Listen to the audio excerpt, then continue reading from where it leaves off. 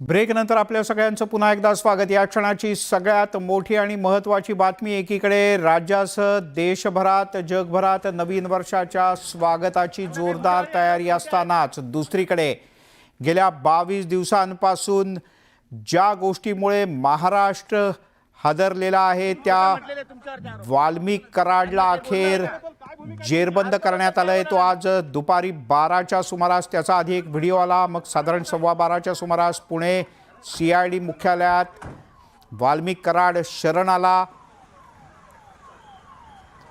संतोष देशमुख हत्या प्रकरणानं सगळा महाराष्ट्र हादरून गेला होता आणि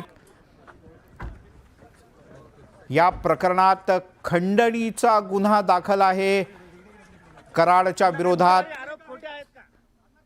आणि खंडणीचा गुन्हा दाखल असून सुद्धा गेल्या 22 दिवसांपासून वाल्मिक कराड सापडत नव्हता। अखेर पुणे CIDला शरण आल्यानंतर कराडला थेट केजला नेण्यात आलं। केजच्या उपजिल्हा रुग्णालयात दाखल करून साधारण 40 मिनिटं त्याची वैद्यकीय तपासणी करण्यात आली। यानंतर जवळच असलेल्या पोलीस स्टेशनमध्ये वाल्मिक कराडला नेण्यात आलं आणि पुढच्या काही मिनिटात थेट कोर्टात त्याची रवानगी होईल। सिद्धार्थ गोदाम आपले प्रतिनिधी आपल्यासोबत जोडले गेलेत केजमधून। सिद्धार्थ, बीड जिल्ह्यात निवडणुकांच्या निमित्तानं आणि अन्यही अनेक वेळेला तू गोष्टी कव्हर केलेस, लोकांना भेटलास, लोकांमध्ये अस्वस्थता आहे, मोर्चा सुद्धा तू कव्हर केलास देशमुख यांच्या निषेधाच्या संदर्भातला। प्रचंड क्षोभ होता लोकांमध्ये।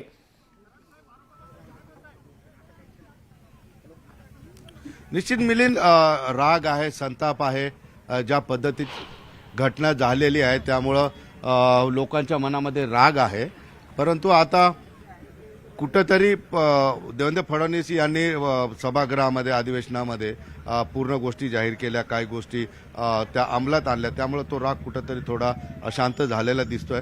मात्र आज पुन्हा तो एक वेगळ्या पद्धतीचा संताप मला या ठिकाणी दिसतोय। आपण बघू शकतो पुन्हा तिकडे काहीतरी हालचाल सुरू झालेली आहे आणि पोलीस तिकडे स्ट्रायकिंग फोर्स तिकडे जाताना दिसतो आहे। आपण बघतो पोलीस धावलेले आणि सगळेचे सगळं आता मॉब या ठिकाणाहून हटवू शकतात, कारण हा मॉब हटवल्यानंतर पुन्हा आला होता आणि पोलीस बघतोय आपण कशा पद्धतीनं सगळ्याच्या सगळा मॉब या ठिकाणाहून पळवून लावलेला, हुसकून लावलेला। मिलिंद, जसं मी आधी म्हटलं की बीडची गर्दी काय करेल, कधी करेल, त्याची मानसिकता कधी बदलेल हे सांगता येत नाही। त्यामुळं पोलीस कसल्याही पद्धतीचा मॉब जबाब देत नाही। अगदी हा जो मॉब होता कोर्टाच्या भिंतीला खेटून होता, सगळी पळापळी दिसते।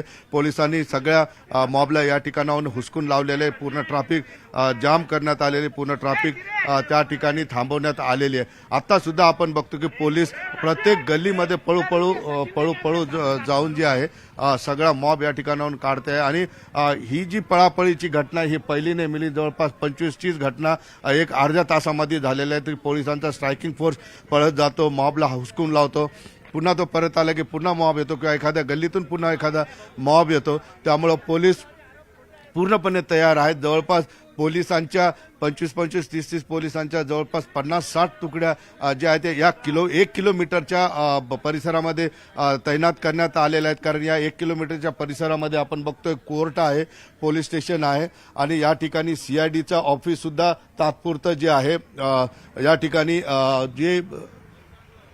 जे विश्रामालय आहे किंवा गेस्ट हाऊस आहे त्या ठिकाणी एक रूममध्ये तात्पुरता ऑफिस उभं केलेलं, त्या ठिकाणी सुद्धा या 1 किलोमीटरच्या याच्यामध्ये 3 महत्त्वाचे ऑफिसेस आहेत आणि त्या तिन्ही ठिकाणी जे आहेत वाल्मिक कराड यांना घेऊन गेले जाणार आहे। आता पोलीस स्टेशनला आहेत, पोलीस स्टेशनच्या नंतर कोर्टात आणतील, कोर्टानंतर कदाचित CIDचं ऑफिस जे तात्पुरतं आहे त्या ठिकाणी सुद्धा त्यांना नेलं जाऊ शकतं। मात्र त्यामुळं पोलिसांचा या तिन्ही कार्यालयाला मोठा बंदोबस्त लावण्यात आलेला आहे आणि आपण पाठीमागं सुद्धा बघतोय की आता पूर्ण शांतता या रोडवर आहे।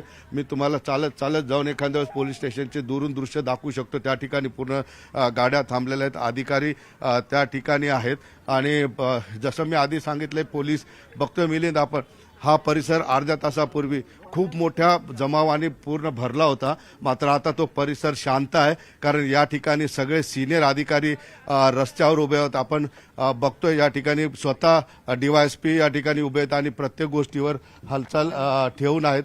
गल्लीमध्ये सुद्धा अशा उत्सुकता असलेले तरुण जे आहेत त्यांना बघायला काय चाललंय काय नाही. अर्थात ती आरती लगेच हा मॉब पळून लावतील पोलीस. मी जसं सांगितलं, मॉब जमला की पोलीस पळून लावतायत.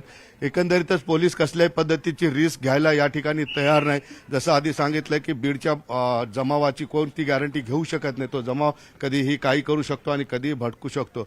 त्यामुळं छोट्याशा गल्लीत सुद्धा 10-12 तरुण पोरं उत्सुकतेपोटे असले तरी पोलीस त्यांना पिटाळून लावतात. जेव्हा अशा वेगवेगळ्या कायदेशीर बाबी एखाद्या आरोपीच्या संदर्भातल्या पूर्ण करायच्या असतात तर जी प्राथमिक माहिती किंवा अंदाज आहे त्यानुसार FIR दाखल केल्यानंतर कोर्टात हजर करण्यापूर्वी संबंधित आरोपीच्या वकिलाला किंवा त्या आरोपीला FIR मधल्या काही गोष्टींची माहिती द्यावी लागते किंवा स्वाभाविकपणे कोणी FIR काय दाखल केला आहे, काय गुन्हा दाखल केला आहे, काय लिहिलेलं आहे त्याच्याबद्दल याची सुद्धा मागणी केली जाते.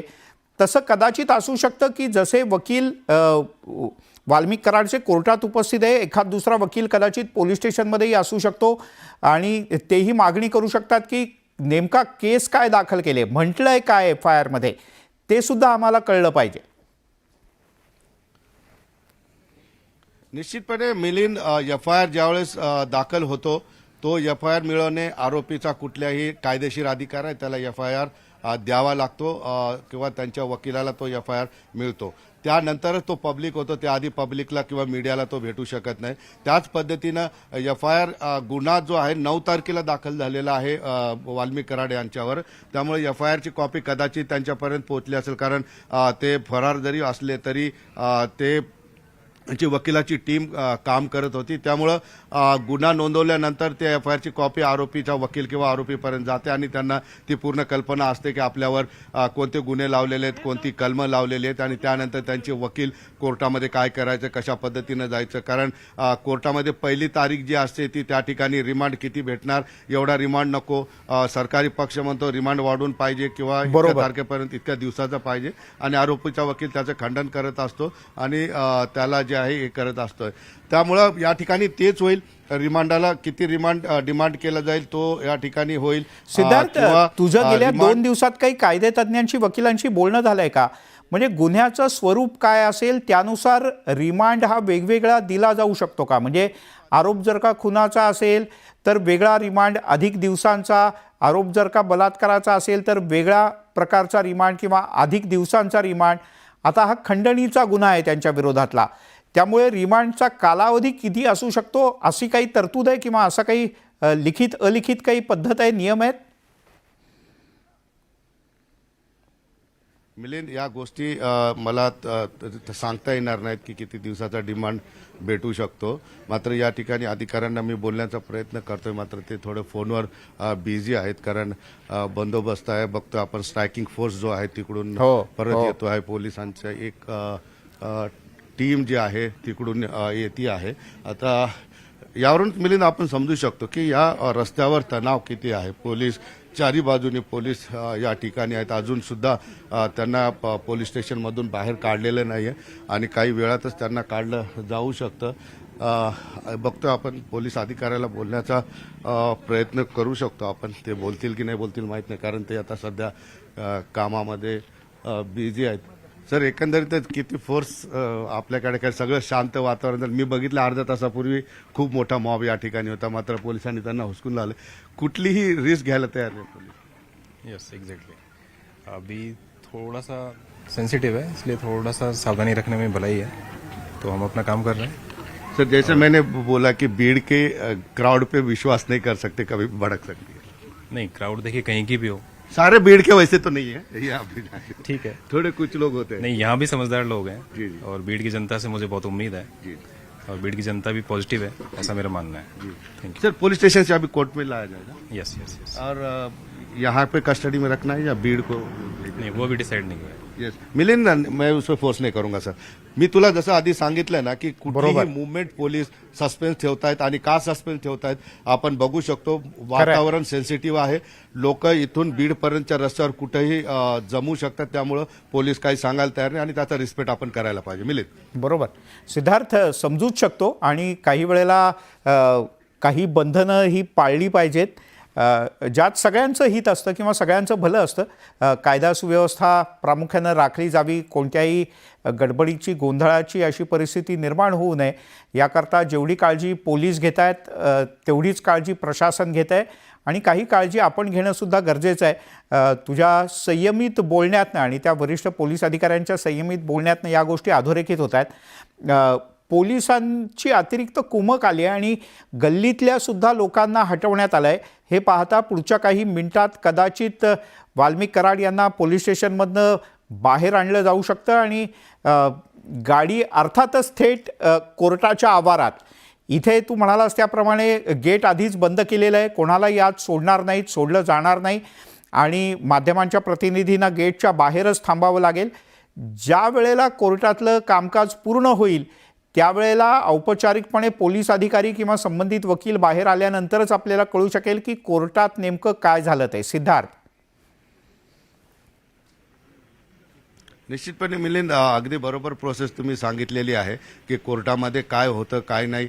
कोर्ट परिसरामध्ये सुद्धा काही प्रतिनिधी आहेत, कोर्टामध्ये सुद्धा काही प्रतिनिधी बसतील आणि तिथून आपल्याला ती माहिती बाहेर सुद्धा देणार आहेत. मात्र अधिकृत ही माहिती ज्यावेळेस वकील विरोधी पक्षाच्या असतील किंवा सरकारी पक्षाच्या असतील त्यांनी येऊन बाहेर बोलल्यानंतरच ती अधिकृत आणि कायदेशीर माहिती होते हे आपल्याला माहीत आहे. निश्चितपणे ते बाहेर आल्यानंतरच आपल्याला ती सगळी माहिती कळेल. मात्र एक गोष्ट सांगतो की ही वाल्मिक कराडांना ज्यावेळेस मेडिकल चेकअपच्या बाहेर काढलेल्या त्यावेळेस मी अगदी त्यांच्या समोर होतो, शूट करत होतो. त्यांना मी प्रश्न विचारला, अण्णा या प्रकरणाबद्दल काय बोलायचं. ते म्हणजे फक्त हात जोडले आणि स्माईल करून निघून गेले आणि गाडीमध्ये बसले गेले. वाल्मिक कराड कसल्याही पद्धतीचं वक्तव्य या ठिकाणी करायला तयार नाही. त्यांचा शेवटचा व्हिडिओ आपण म्हणू शकतो तो ज्यांनी स्वतःच करून पाठवलेला आहे. त्याच्यानंतर कसल्याही पद्धतीचं स्टेटमेंट किंवा कसल्याही पद्धतीचं वक्तव्य त्यांनी केलेलं दिसत नाही. निश्चितपणे काही लिगल टीम त्यांच्यासोबत आहे, त्यांनी सुद्धा त्यांना सल्ला दिला असावा की कसल्या पद्धतीचं वक्तव्य करू नये. मिलिंद, आता थोड्या वेळात माझ्या मते या ठिकाणाहून पोलीस निघतायत, कारण बाहेर सुद्धा कॅमेरे लागलेले आहेत आणि गाड्यांचे लाईट सुद्धा या ठिकाणी लागलेले आहेत. हे पोलीस स्टेशन आहे समोर, अगदी 100 ते 125 मीटरच्या अंतरावर पोलीस आपण बघू शकतो. त्या ठिकाणी पोलिसांची मुवमेंट वाढलेली आहे आणि काही क्षणामध्ये किंवा ते त्या ठिकाणाहून निघू शकतात. गाड्या सुद्धा तयार ठेवण्यात आलेल्या आहेत आणि गाड्या याच गेटनी बाहेर येतील आणि इथून अगदी 25 ते 30 मीटर अंतरावर जे आहे कोर्टाचं प्रवेशद्वार आहे. त्यामुळं मुवमेंट या ठिकाणाहून आपण बघू शकतो की सगळे अधिकारी आता बाहेर यायला लागलेले आहेत. गाडीचे लाईट लागले त्याचा अर्थ गाडी सुद्धा सुरू करण्यात आलेली आहे. अगदी काही वेळामध्ये या गाड्यांचा ताफा बाहेर येईल. मात्र जसं मी आधी सांगितलेलं फक्त या रस्त्यावर दिसत आहेत ते मीडियाचे प्रतिनिधी दिसत आहेत, पत्रकार फक्त या ठिकाणी दिसत आहेत. सामान्य माणसाला कुठेही या ठिकाणी अलाव केलेलं नाही. त्यांना या रस्त्याच्या 1 किलोमीटरच्या परिसरामध्ये फिरू दिलं जात नाही. फक्त पत्रकार आणि पोलीस एवढ्याच या ठिकाणी दिसतो आणि एक गाडी 2 व्हीलर सुद्धा नाही, एक ठिकाणी 4 व्हीलर सुद्धा नाही आहे. एवढी काळजी जी आहे बीड पोलीस या ठिकाणी घेताना दिसते आहे. मिलिंद, निश्चितपणे अगदी काही थोडासा मिनिटामध्ये आपल्याला पोलिसांनी CIDच्या पथकाने कोर्टासमोर उभं केल्यानंतर त्यांना किती दिवसाचा रिमांड दिला किंवा किती दिवस त्यांना कोणती कोठडी भेटते याचा सिद्धार्थ, थोडासा मला आणखीन 1-2 प्रश्न वाल्मिक कराड यांच्याबद्दल विचारायचे आहेत. असं म्हटलं जातं की 2024 म्हणजे आत्ता ज्या विधानसभा निवडणुका झाल्या त्याआधी जी लोकसभेची निवडणूक पार पडली, या दोन्ही वेळेला धनंजय मुंडे आणि राष्ट्रवादी काँग्रेस पक्षाकरता निवडणुकांचं मॅनेजमेंट आणि अन्य सगळ्या गोष्टींमध्ये वाल्मिक कराड हे अत्यंत प्रमुख अशा प्रकारची भूमिका बजावत होते. एका अर्थाने संपूर्ण बीड जिल्हा, एका अर्थाने केज शहर तालुका आणि परळी शहर आणि तालुका ही सगळी, मगाशी मी ज्याचा उल्लेख केला, खरं तर आपण कर्मभूमी असा शब्द फारच पॉझिटिव्ह अर्थाने वापरत असतो, पण या बाबतीत मात्र आपल्याला वाल्मिक कराडची कुकर्मभूमी असा उल्लेख करावा लागेल.